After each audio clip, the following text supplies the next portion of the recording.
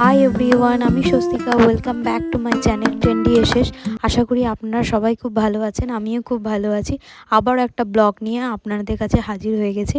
আজ আমরা চলে গেছিলাম কলকাতা দমদমে গেছিলাম। কেন গেছিলাম? কারণ ছিল একটা ইনভিটেশনটা ছিল রাইস সেরিমনির। বর্ধমান থেকে বেরিয়ে পড়েছিলাম আমরা কলকাতার উদ্দেশ্যে।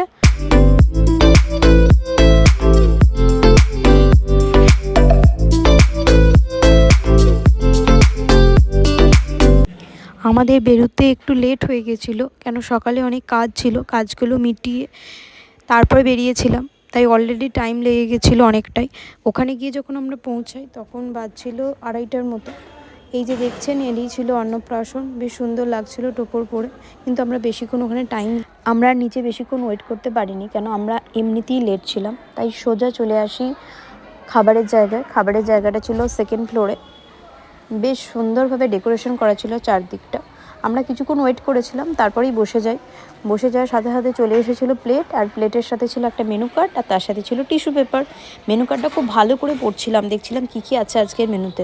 মেনু কার্ড যেই পড়া শেষ হলো, সাথে সাথে চলে এলো গরম গরম রাইস, তার সাথে মাছের মাথা দিয়ে মুগের ডাল, তার সাথে আরেকটা ছিল ঝুরঝুরে আলু ভাজা। জাস্ট ফাটাফাটি ছিল ব্যাপারটা। এটা দিয়ে খাওয়া শুরু করার কিছুক্ষণের পরই চলে এসেছিলো এঁচোড় চিংড়িতে অনেকগুলো চিংড়ি মাছ পেয়েছিলাম, আমি খুব লাকি ছিলাম ওই দিন। তারপর চলে এসেছিলো পাতুরি বলতে ভেটকি পাতুরি আমি 2টো নিয়েছিলাম, খুব সুন্দর ছিল। তারপর সেরা আকর্ষণ মাটনের পর ছিল চাটনি আর পাঁপড়। জাস্ট পাঁপড়গুলো চাটনি দিয়ে খেতেও অসম লাগলো। এসে গেছিলো রসগোল্লা, সন্দেশ, তার সাথে ছিল রসমালাই, যদিও আমি রসমালাইটা খেয়ে উঠতে পারিনি। শেষ পাতে ছিল পান টান খেয়ে কিছুটা আড্ডা দিয়ে গল্প করে সবার সাথে আবার উঠে পড়েছিলাম গাড়িতে, কেন আমাদের বর্ধমান ফিরতে হতো, অনেকটাই টাইম লাগতো বলে একটু আগে থেকেই বেরিয়ে পড়েছিলাম। আজকের মতো ভিডিওটা আমি এখানেই শেষ করলাম। আবার দেখা হচ্ছে নেক্সট কোনো ভিডিওতে।